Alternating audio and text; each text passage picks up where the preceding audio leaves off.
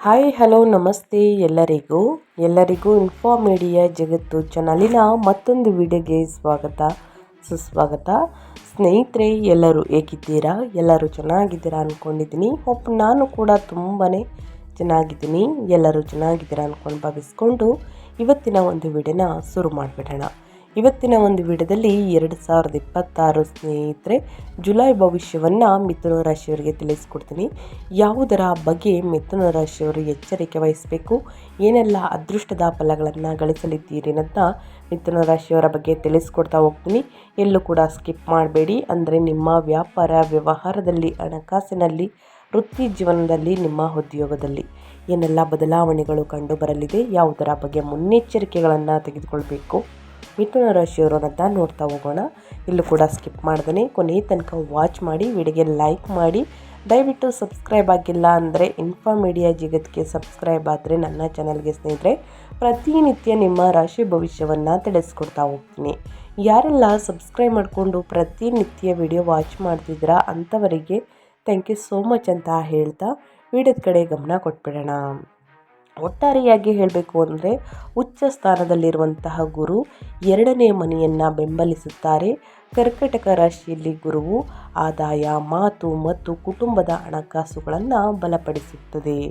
ಇದು ಜುಲೈ 2026 ಪ್ರಮುಖ ರಕ್ಷಣಾತ್ಮಕ ಅಂಶವಾಗುತ್ತದೆ ಅಂತಲೇ ಹೇಳಬಹುದು. ಇನ್ನು ಎರಡನೇದಾಗಿ ಮಂಗಳನು 12ನೇ ಮನೆಯನ್ನು ಸಕ್ರಿಯಗೊಳಿಸುತ್ತಾನೆ. ವೃಷಭ ರಾಶಿಯಲ್ಲಿ ಮಂಗಳನು ಖರ್ಚುಗಳು, ವಿದೇಶಿ ಸಂಪರ್ಕಗಳು, ನಿದ್ರೆ, ಪ್ರತ್ಯೇಕತೆ ಮತ್ತು ಆಧ್ಯಾತ್ಮಿಕ ಹಿಂದಿಗೆ ತೆಗೆದುಕೊಳ್ಳುವಿಕೆಗೆ ಶಕ್ತಿಯನ್ನು ತರುತ್ತಾನೆ. ಆದರೂ ಅದಕ್ಕೆ ತಾಳ್ಮೆ ಮತ್ತು ಎಚ್ಚರಿಕೆಯ ಮಾತು ಕೂಡ ಬೇಕಾಗುತ್ತದೆ. ಇನ್ನು 10ನೇ ಮನೆಯನ್ನು ಶನಿ ಪರೀಕ್ಷಿಸುತ್ತಾನೆ ಅಂತಲೇ ಹೇಳಬಹುದು. ಮೀನ ರಾಶಿಯಲ್ಲಿ ಶನಿಯು ವೃತ್ತಿ, ಅಧಿಕಾರ, ಖ್ಯಾತಿ ಮತ್ತು ಸಾರ್ವಜನಿಕ ಸ್ಥಾನಮಾನಕ್ಕೆ ಸಂಬಂಧಿಸಿದ ವಿಷಯಗಳಲ್ಲಿ ಶಿಸ್ತನ್ನು ಕೇಳುತ್ತಾನೆ. ನಿರಂತರ ಪ್ರಯತ್ನದ ಮೂಲಕ ನಿಧಾನ ಪ್ರಗತಿ ಇನ್ನೂ ಸಾಧ್ಯ ಅಂತಲೇ ಹೇಳಬಹುದು. ಇನ್ನು ಕೇತು 3ನೇ ಮನೆಯ ಮೇಲೆ ಸ್ನೇಹಿತರೆ ಪ್ರಭಾವವನ್ನು ಬೀರುವ ಕಾರಣ ಸಿಂಹ ರಾಶಿಯಲ್ಲಿರುವಂತಹ ಕೇತು ಸಂವಹನ, ಧೈರ್ಯ, ಸಣ್ಣ ಪ್ರಯಾಣಗಳು ಮತ್ತು ಕೌಶಲ್ಯಗಳಲ್ಲಿ ನಿರ್ಲಿಪ್ತತೆ ಅಥವಾ ಅನಿಶ್ಚಿತತೆಯನ್ನು ಉಂಟು ಮಾಡಬಹುದು. ಆಧ್ಯಾತ್ಮಿಕ ಅಭ್ಯಾಸ ಮತ್ತು ಶಾಂತ ನಿರ್ಧಾರಗಳು ಸಹಾಯ ಮಾಡುತ್ತವೆ ಮಿಥುನ ರಾಶಿಯವರಿಗೆ. ಇನ್ನು ಮಿಥುನ ರಾಶಿಯವರಿಗೆ ಗ್ರಹಗಳ ಸಂಚಾರ ಮತ್ತು ಸ್ಥಾನ ಬದಲಾವಣೆಯಿಂದ ಒಟ್ಟಾರೆಯಾಗಿ ಏನೆಲ್ಲ ಬದಲಾವಣೆಯನ್ನು ನೋಡಲಿದ್ದೀರಿ ಅಂದರೆ ಜುಲೈ 2026 ಮಿಥುನ ರಾಶಿಯವರಿಗೆ ಪ್ರಾಯೋಗಿಕ ಮತ್ತು ಪರಿವರ್ತನಾಶೀಲ ತಿಂಗಳು. 2ನೇ ಮನೆಯಲ್ಲಿ ಗುರುವಿನ ಬಲವಾದ ಬೆಂಬಲ ಸಿಗುತ್ತದೆ. ಇದು ಆದಾಯ, ಮಾತು ಮತ್ತು ಕುಟುಂಬದ ಹಣಕಾಸಿನ ವಿಷಯಗಳಲ್ಲಿ ಸುಧಾರಣೆ ತರುತ್ತದೆ. ಅದೇ ಸಮಯದಲ್ಲಿ ಸ್ನೇಹಿತರೆ 12ನೇ ಮನೆಯಲ್ಲಿ ಮಂಗಳವು ನಿಮ್ಮನ್ನು ಸಕ್ರಿಯ, ನೇರ ಮತ್ತು ಕೆಲವೊಮ್ಮೆ ತಾಳ್ಮೆ ಇಲ್ಲದವರನ್ನಾಗಿ ಮಾಡುತ್ತದೆ. 10ನೇ ಮನೆಯಲ್ಲಿ ಶನಿಯು ಆತುರದ ನಿರ್ಧಾರಗಳಿಗಿಂತ ನಿಧಾನ ಮತ್ತು ಸ್ಥಿರವಾದ ಕೆಲಸ ಉತ್ತಮ ಎಂದು ನಿಮಗೆ ನೆನಪಿಸುತ್ತದೆ. ಈ ತಿಂಗಳು ಪ್ರಗತಿಯನ್ನು ನೀಡಬಹುದು, ಆದರೆ ನೀವು ಧೈರ್ಯ ಮತ್ತು ತಾಳ್ಮೆಯನ್ನು ಸಂಯೋಜಿಸಿದಾಗ ಮಾತ್ರ ಫಲಿತಾಂಶಗಳು ಸ್ಥಿರವಾಗಿರುತ್ತವೆ. ಒಟ್ಟಾರೆಯಾಗಿ ಏನೆಲ್ಲ ಬದಲಾವಣೆಯನ್ನು ಮಿಥುನ ರಾಶಿಯವರು ನೋಡಲಿದ್ದೀರಿ, ಯಾವುದರ ಬಗ್ಗೆ ಮುನ್ನೆಚ್ಚರಿಕೆಗಳನ್ನು ತೆಗೆದುಕೊಳ್ಬೇಕು ಅನ್ನೋದನ್ನ ಕಂಪ್ಲೀಟಾಗಿ ತಿಳಿಸ್ಕೊಡ್ತೀನಿ. ಇನ್ನು ಶನಿ ಬಲ, ಗುರುಬಲ ಹೇಗಿರಲಿದೆ, ಯಾವುದರ ಬಗ್ಗೆ ಮುನ್ನೆಚ್ಚರಿಕೆಗಳನ್ನು ತೆಗೆದುಕೊಳ್ಬೇಕು ಮಿಥುನ ರಾಶಿಯವರು ಅನ್ನೋದನ್ನ ನೋಡೋದಾದರೆ ಶನಿ 10ನೇ ಮನೆಯಲ್ಲಿ ಸಂಚಾರವನ್ನು ಮಾಡುತ್ತಿದೆ. ಮೀನ ರಾಶಿಯವರಿಗೆ ಈ ತಿಂಗಳು ಪೂರ್ತಿ ವೃತ್ತಿ, ಅಧಿಕಾರ, ಖ್ಯಾತಿ ಮತ್ತು ಸಾರ್ವಜನಿಕ ಸ್ಥಾನಮಾನದಲ್ಲಿ ತಾಳ್ಮೆ ಅಗತ್ಯ. ಇನ್ನು ರಾಹು 9ನೇ ಮನೆಯಲ್ಲಿ ಕುಂಭ ರಾಶಿಯಲ್ಲಿ ಈ ತಿಂಗಳ ಪೂರ್ತಿ ಅದೃಷ್ಟ, ತಂದೆ, ಗುರುಗಳು, ಧರ್ಮ ಮತ್ತು ದೀರ್ಘ ಪ್ರಯಾಣಗಳ ಮೂಲಕ ಅಸಾಮಾನ್ಯ ಅವಕಾಶಗಳು ಮತ್ತು ಆಸೆಗಳು ಉದ್ಭವಿಸಬಹುದು. ಇನ್ನು ಗುರುಬಲ ಇದೆಯಾ ಅನ್ನೋದನ್ನ ಸಾಕಷ್ಟು ಜನರು ಕೇಳ್ತಾ ಇರ್ತೀರ. ಹೌದು ಸ್ನೇಹಿತರೆ, ಶನಿ ಬಲ, ಗುರುಬಲ ತುಂಬಾ ಚೆನ್ನಾಗಿರಬೇಕು ಅಂತ ಜ್ಯೋತಿಷ್ಯದ ಗ್ರಂಥಗಳಲ್ಲಿ ಹೇಳಲಾಗುತ್ತದೆ. ಇನ್ನು ಅದೇ ರೀತಿ ಗುರು 2ನೇ ಮನೆಯಲ್ಲಿ ಸಂಚಾರವನ್ನು ಮಾಡುತ್ತದೆ. ಈ ತಿಂಗಳ ಪೂರ್ತಿ ಕರ್ಕಟಕ ರಾಶಿಯಲ್ಲಿ ಉತ್ತುಂಗದಲ್ಲಿರುತ್ತಾರೆ. ಆದಾಯ, ಮಾತು ಮತ್ತು ಕುಟುಂಬದ ಹಣಕಾಸುಗಳಿಗೆ ಬೆಂಬಲವನ್ನು ನೀಡುತ್ತದೆ ಅಂತಲೇ ಹೇಳ್ಬೋದು. ಇದು ಗ್ರಹಗಳ ಸಂಚಾರ ಮತ್ತು ಗ್ರಹಗಳ ಸ್ಥಾನ ಬದಲಾವಣೆಯಿಂದ ಆಗುವಂತಹ ಪ್ರಭಾವ ಮಿಥುನ ರಾಶಿಯವರಿಗೆ. ಸ್ನೇಹಿತರೆ, ಹಾಗಿದ್ರೆ ಮಿಥುನ ರಾಶಿಯವರಿಗೆ ವೃತ್ತಿ, ವ್ಯಾಪಾರ, ವ್ಯವಹಾರದಲ್ಲಿ, ಹಣಕಾಸಿನಲ್ಲಿ, ನಿಮ್ಮ ಹೆಲ್ತ್ ಬಗ್ಗೆ ಒಟ್ಟಾರೆಯಾಗಿ ಮಿಥುನ ರಾಶಿಯವರ ಭವಿಷ್ಯ ಜುಲೈ ತಿಂಗಳಲ್ಲಿ ಹೇಗಿರಲಿದೆ, ಯಾವುದರ ಬಗ್ಗೆ ಮುನ್ನೆಚ್ಚರಿಕೆಗಳನ್ನು ತೆಗೆದುಕೊಳ್ಬೇಕು ಅನ್ನೋದನ್ನ ತಿಳಿಸ್ಕೊಡ್ತಾ ಹೋಗ್ತೀನಿ. ಇನ್ನೂ ಕೂಡ ವಿಡಿಯೋಗೆ ಲೈಕ್ ಮಾಡ್ದೇ ವಿಡಿಯೋ ನೋಡ್ತಿದ್ರೆ ದಯವಿಟ್ಟು ಲೈಕ್ ಮಾಡಿ ಸ್ನೇಹಿತರೆ. ಸಬ್ಸ್ಕ್ರೈಬ್ ಮಾಡ್ಕೊಳ್ಳಿ. ಪ್ರತಿನಿತ್ಯ ನಿಮ್ಮ ರಾಶಿ ಭವಿಷ್ಯವನ್ನು ತಿಳಿಸ್ಕೊಡ್ತಾ ಹೋಗ್ತೀನಿ. ಜೊತೆಗೆ ಹೆಚ್ಚು ಫ್ಯಾಮಿಲಿಗೆ, ಫ್ರೆಂಡ್ಸ್ಗೆ ಈ ರಾಶಿನ ಯಾರೆಲ್ಲ ಹೊಂದಿದ್ದಾರೆ ಅವ್ರಿಗೆ ವಿಡಿಯೋವನ್ನು ಶೇರ್ ಮಾಡಿ. ನಿಮ್ಮ ಕಡೆಯಿಂದ ಅದೃಷ್ಟದ ಭವಿಷ್ಯವನ್ನು ಅವರು ಕೂಡ ತಿಳ್ಕೊಂಡಂಗಾಗುತ್ತೆ. ಓಕೆ, ವೃತ್ತಿ ಜೀವನದ ಬಗ್ಗೆ ಹೇಳೋದಾದರೆ ಮತ್ತು ನಿಮ್ಮ ಉದ್ಯೋಗದ ಬಗ್ಗೆ ಹೇಳೋದಾದರೆ, ನೀವು ಎಷ್ಟು ಎಚ್ಚರಿಕೆಯಿಂದ ಮಾತನಾಡುತ್ತೀರಿ ಮತ್ತು ಮಾತುಕತೆ ನಡೆಸುತ್ತೀರಿ ಎಂಬುದರ ಮೇಲೆ ವೃತ್ತಿ ಜೀವನದ ಪ್ರಗತಿ ಅವಲಂಬಿತವಾಗಿರುತ್ತದೆ. ಮಿಥುನ ರಾಶಿಯವರಿಗೆ ಹಣಕಾಸಿನ ಚರ್ಚೆಗಳು, ಸಂಬಳದ ವಿಷಯಗಳು ಮತ್ತು ಸಂಪನ್ಮೂಲ ಯೋಜನೆ ಕೆಲಸದಲ್ಲಿ ಮುಖ್ಯವಾಗುತ್ತವೆ. ತಿಂಗಳ ದ್ವಿತೀಯವು ಹೆಚ್ಚು ನಿರ್ಣಾಯಕವಾಗಿರುತ್ತದೆ, ಏಕೆಂದರೆ ಸೂರ್ಯನು ಕರ್ಕ ರಾಶಿಯಲ್ಲಿ ಉತ್ತುಂಗದಲ್ಲಿರುವಂತಹ ಗುರುವಿನ ಜೊತೆ ಸೇರುತ್ತಾರೆ. ಮಿಥುನ ರಾಶಿಯವರಿಗೆ ಇದು 2ನೇ ಮನೆಯನ್ನು ಸಕ್ರಿಯಗೊಳಿಸುತ್ತದೆ. ಆದ್ದರಿಂದ ನಿಮ್ಮ ಆದಾಯ, ಮಾತು ಮತ್ತು ಕುಟುಂಬದ ಹಣಕಾಸಿನೊಂದಿಗೆ ಸಂಬಂಧಿಸಿದ ವೃತ್ತಿ ನಿರ್ಧಾರಗಳು ಮುಖ್ಯವಾಗುತ್ತವೆ ಅಂತಲೇ ಹೇಳಬಹುದು. ಇನ್ನು 12ನೇ ಮನೆಯಲ್ಲಿ ಮಂಗಳವು ಧೈರ್ಯ ಮತ್ತು ವೇಗವನ್ನು ನೀಡುತ್ತದೆ. ಅದೇ ರೀತಿ ಹಿರಿಯರು, ಕ್ಲೈಂಟ್ಗಳು ಅಥವಾ ಸಹೋದ್ಯೋಗಿಗಳೊಂದಿಗೆ ಕಠಿಣವಾಗಿ ಮಾತನಾಡುವುದನ್ನು ಆದಷ್ಟು ತಪ್ಪಿಸಬೇಕಾಗುತ್ತದೆ. 10ನೇ ಮನೆಯಲ್ಲಿ ಶನಿಯ ಸ್ಥಾನವು ಕೆಲವು ಫಲಿತಾಂಶಗಳನ್ನು ವಿಳಂಬಗೊಳಿಸಬಹುದು, ಆದರೆ ಇದು ನಿಮಗೆ ಹೆಚ್ಚು ಪ್ರಬುದ್ಧ ಕೆಲಸದ ಮಾದರಿಯನ್ನು ನಿರ್ಮಿಸಲು ಸಹಾಯವನ್ನು ಮಾಡುತ್ತದೆ. ಒಟ್ಟಾರೆಯಾಗಿ ಏನೆಲ್ಲ ಬದಲಾವಣೆಯನ್ನು ನೋಡಲಿದ್ದೀರಿ, ಯಾವುದರ ಬಗ್ಗೆ ಮುನ್ನೆಚ್ಚರಿಕೆಗಳನ್ನು ತೆಗೆದುಕೊಳ್ಬೇಕು ಅನ್ನೋದನ್ನ ಕಂಪ್ಲೀಟಾಗಿ ತಿಳಿಸ್ಕೊಟ್ಟಿದ್ದೀನಿ ಸ್ನೇಹಿತರೆ. ಅದೇ ರೀತಿ ನಿಮ್ಮ ವ್ಯಾಪಾರ, ಸ್ವಯಂ ಉದ್ಯೋಗ, ವ್ಯವಹಾರದ ಬಗ್ಗೆ ಹೇಳೋದಾದರೆ, ಮಿಥುನ ರಾಶಿಯವರ ಭವಿಷ್ಯ ಹೇಗಿರಲಿದೆ, ಜುಲೈ ತಿಂಗಳಲ್ಲಿ ವ್ಯಾಪಾರ ವ್ಯವಹಾರದಲ್ಲಿ ಏನೆಲ್ಲ ಬದಲಾವಣೆಗಳು ಕಂಡು ಬರಲಿದೆ ಅನ್ನೋದನ್ನ ನೋಡ್ತಾ ಹೋಗೋಣ. ವ್ಯವಹಾರಸ್ಥರು ಈ ತಿಂಗಳನ್ನು ವಾಸ್ತವಿಕ ಯೋಜನೆಗಾಗಿ ಬಳಸ್ಕೊಳ್ಬೇಕು. ಗುರುವು ಆದಾಯ ಮತ್ತು ಕುಟುಂಬದ ಹಣಕಾಸಿನ ಮೂಲಕ ಬೆಳವಣಿಗೆಗೆ ಬೆಂಬಲವನ್ನು ನೀಡಲಿದ್ದಾರೆ ಸ್ನೇಹಿತರೆ. ಬುಧನ ಚಲನೆಯು ಚರ್ಚೆಗಳು, ಕಾಗದ ಪತ್ರಗಳು ಮತ್ತು ಮಾತುಕತೆಗಳನ್ನು ಸುಧಾರಿಸುತ್ತದೆ. ನಿಮ್ಮ ಕ್ಷೇತ್ರವನ್ನು ಅವಲಂಬಿಸಿ ಹೊಸ ಗ್ರಾಹಕರು, ಸಂಪರ್ಕಗಳು, ಪ್ರಯಾಣ ಅಥವಾ ಆನ್ಲೈನ್ ಸಂವಹನದ ಮೂಲಕ ಬರಬಹುದು. ಭಾವನೆ ಅಥವಾ ಒತ್ತಡದ ಮೇಲೆ ಮಾತ್ರ ವಿಸ್ತರಿಸಬೇಡಿ. ಮಂಗಳವು ನಿಮಗೆ ಆತ್ಮವಿಶ್ವಾಸವನ್ನು ನೀಡಬಹುದು, ಆದರೆ ಶನಿಯು ದಸ್ತಾವೇಜೀಕರಣ, ಬಜೆಟ್ ನಿಯಂತ್ರಣ ಮತ್ತು ತಾಳ್ಮೆಯನ್ನು ಕೇಳುತ್ತದೆ. ಆದಷ್ಟು ನಿರ್ಧಾರಗಳನ್ನು ಸರಿಯಾಗಿ ಪರಿಶೀಲಿಸಿದಾಗ ರಿಯಲ್ ಎಸ್ಟೇಟ್, ಶಿಕ್ಷಣ, ಸಲಹಾ, ಸಂವಹನ, ತಾಂತ್ರಿಕ ಕೆಲಸ, ವ್ಯಾಪಾರ ಮತ್ತು ಸೇವಾ ಆಧಾರಿತ ಚಟುವಟಿಕೆಗಳು ಪ್ರಗತಿ ಸಾಧಿಸಬಹುದು. ಒಟ್ಟಾರೆಯಾಗಿ ಏನೆಲ್ಲ ಬದಲಾವಣೆಯನ್ನು ನೋಡಲಿದ್ದೀರಿ, ಯಾವುದರ ಬಗ್ಗೆ ಎಚ್ಚರಿಕೆ ವಹಿಸಬೇಕು ಅನ್ನೋದನ್ನ ಕಂಪ್ಲೀಟಾಗಿ ತಿಳಿಸ್ಕೊಟ್ಟಿದ್ದೀನಿ ಮಿಥುನ ರಾಶಿಯವರಿಗೆ.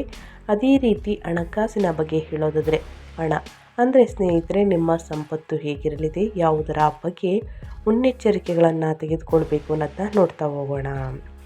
ಮೊದಲನೇದಾಗಿ ಮಿಥುನ ರಾಶಿಯವರಿಗೆ ಪ್ರಯಾಣ, ಆರೋಗ್ಯ, ದಾನ, ವಿದೇಶಿ ಸಂಪರ್ಕಗಳು ಅಥವಾ ನಿದ್ರೆಗೆ ಸಂಬಂಧಿಸಿದ ಜೀವನ ಶೈಲಿಯ ಅಸಮತೋಲನದಿಂದಾಗಿ ವೆಚ್ಚಗಳು ಹೆಚ್ಚಾಗಬಹುದು ಸ್ನೇಹಿತರೆ. ಹಣಕಾಸಿನ ಬಗ್ಗೆ ಹೇಳೋದಾದರೆ, ಅಸಮತೋಲನದಿಂದಾಗಿ ವೆಚ್ಚಗಳು ಹೆಚ್ಚಾಗಬಹುದು. ಗುರು ರಕ್ಷಣೆ ಮತ್ತು ಉತ್ತಮ ತೀರ್ಪನ್ನು ತರುತ್ತಾನೆ.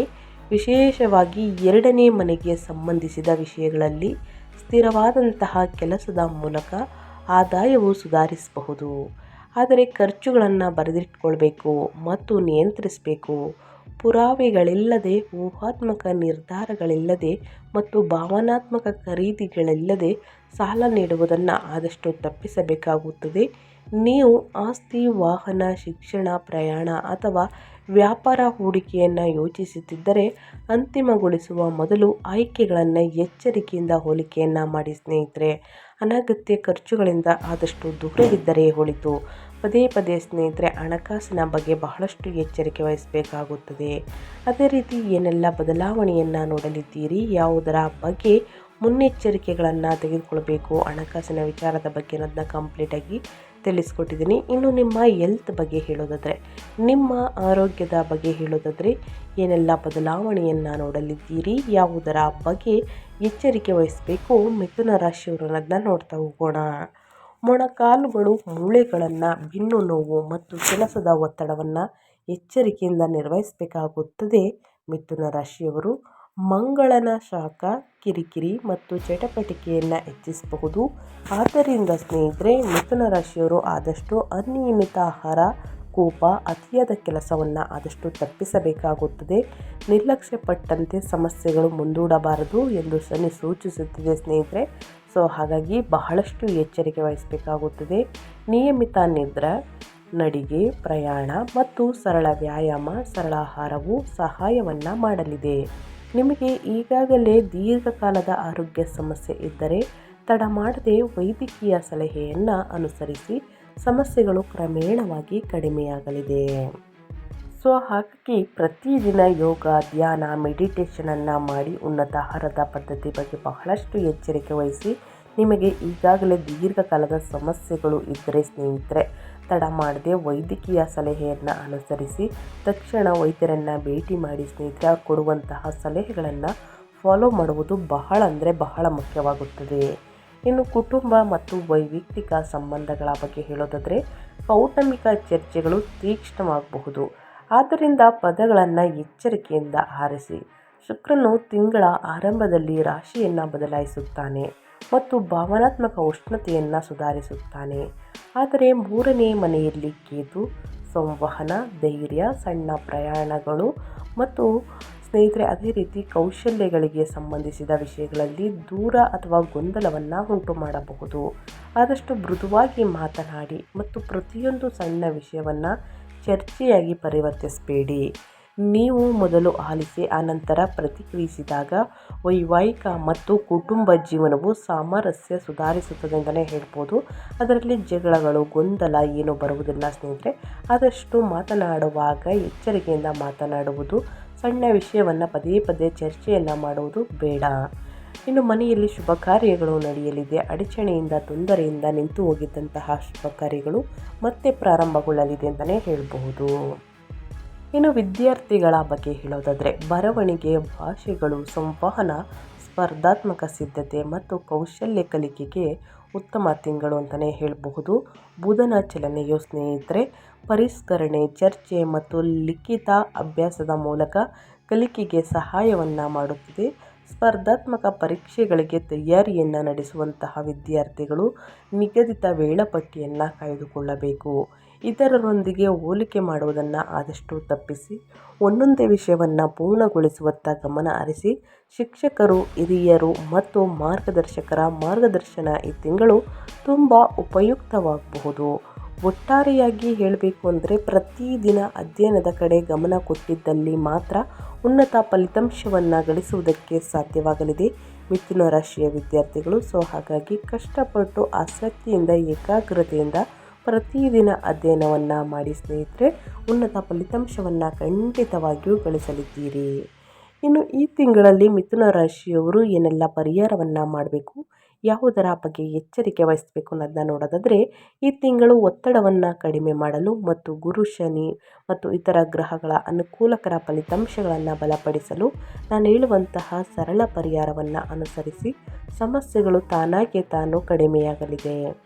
ಆರ್ಥಿಕ ಸ್ಥಿರತೆಗಾಗಿ ಗುರುವಾರದಂದು ವಿಷ್ಣು ಸಹಸ್ರನಾಮ ಸ್ತೋತ್ರವನ್ನು ಓದಿ ಅಥವಾ ನಾರಾಯಣನನ್ನು ಪೂಜಿಸಿ ಸ್ನೇಹಿತರೆ. ಸಮಸ್ಯೆಗಳು ಕ್ರಮೇಣವಾಗಿ ಕಡಿಮೆಯಾಗಲಿದೆ. ಇನ್ನು ದುಡುಕಿನ ಖರ್ಚುಗಳನ್ನು ತಪ್ಪಿಸಿ ಆದಷ್ಟು ಮತ್ತು ಶನಿವಾರದಂದು ಅಗತ್ಯವಿರುವವರಿಗೆ ಆಹಾರ ಅಥವಾ ಔಷಧಿಗಳನ್ನು ದಾನ ಮಾಡಿ. ಆದಷ್ಟು ಸಮಸ್ಯೆಗಳು ಕ್ರಮೇಣವಾಗಿ ಕಡಿಮೆಯಾಗಲಿದೆ. ಇನ್ನು ಮನೆಯ ಸಾಮರಸ್ಯಕ್ಕಾಗಿ ಶುಕ್ರವಾರದಂದು ಲಕ್ಷ್ಮೀ ದೇವಿಗೆ ಬಿಳಿ ಹೂವುಗಳನ್ನು ಅರ್ಪಿಸಿ ಸ್ನೇಹಿತರೆ. ಜೊತೆಗೆ ಶನಿವಾರದಂದು ಶನಿದೇವರಿಗೆ ಎಳ್ಳೆಣ್ಣೆಯಿಂದ ತೈಲಾಭಿಷೇಕವನ್ನು ಮಾಡಿಸಿ ಸ್ನೇಹಿತರೆ. ಬಡವರಿಗೆ, ನಿರ್ಗತಿಕರಿಗೆ ಕಪ್ಪು ಎಳ್ಳು, ಕಪ್ಪು ಬಟ್ಟೆ, ಕಬ್ಬಿಣದ ವಸ್ತುಗಳನ್ನು ಆದಷ್ಟು ದಾನ ಮಾಡುವುದರಿಂದ, ಸಣ್ಣ ಪುಟ್ಟ ಸಹಾಯವನ್ನು ಮಾಡುವುದರಿಂದ ನಿಮ್ಮ ಜೀವನದಲ್ಲಿರುವಂತಹ ಸಮಸ್ಯೆಗಳು ಕ್ರಮೇಣವಾಗಿ ಕಡಿಮೆಯಾಗಲಿದೆ. ಹಾಗಾಗಿ ತಪ್ಪದೆ ಈ ಸಣ್ಣ ಪುಟ್ಟ ಪರಿಹಾರವನ್ನು ಮಾಡಿ ಅಂತ ಹೇಳ್ತಾ ನಾನು ವಿಡಿಯೋವನ್ನು ಎಂಡ್ ಮಾಡ್ತಾ ಇದ್ದೀನಿ. ಇವತ್ತಿನ ಒಂದು ವಿಡಿಯೋದಲ್ಲಿ ಸಂಪೂರ್ಣ ಮಾಹಿತಿ ಸಿಕ್ಕಿದರೆ ದಯವಿಟ್ಟು ವಿಡಿಯೋಗೆ ಲೈಕ್ ಮಾಡೋದನ್ನ ಮರ್ತಿದ್ರೆ ಲೈಕ್ ಮಾಡಿ. ಇನ್ನೂ ನನ್ನ ಚಾನಲ್ನ ಸಬ್ಸ್ಕ್ರೈಬ್ ಮಾಡ್ಕೊಂಡಿಲ್ಲ ಅಂದರೆ ಇನ್ಫಾರ್ಮ್ ಮೀಡಿಯಾಗೆ ಸಬ್ಸ್ಕ್ರೈಬ್ ಆಗಿ ನಿಮ್ಮ ಅಭಿಪ್ರಾಯಗಳನ್ನು ಕಮೆಂಟ್ ಬಾಕ್ಸಲ್ಲಿ ತಿಳಿಸಬಹುದು. ಯಾರೆಲ್ಲ ಸಬ್ಸ್ಕ್ರೈಬ್ ಮಾಡಿಕೊಂಡು ಪ್ರತಿನಿತ್ಯ ವಿಡಿಯೋ ವಾಚ್ ಮಾಡ್ತಿದ್ದೀರಾ ಅಂಥವರಿಗೆ ಥ್ಯಾಂಕ್ ಯು ಸೋ ಮಚ್ ಅಂತ ಹೇಳ್ತಾ, ಮತ್ತೊಂದು ವಿಡಿಯೋ ಜೊತೆ ಮತ್ತೊಂದು ಹೊಸ ಭವಿಷ್ಯದಲ್ಲಿ ಹೊಸ ರಾಶಿ ಭವಿಷ್ಯದಲ್ಲಿ ಸಿಗ್ತೀನಿ. Thank you for watching.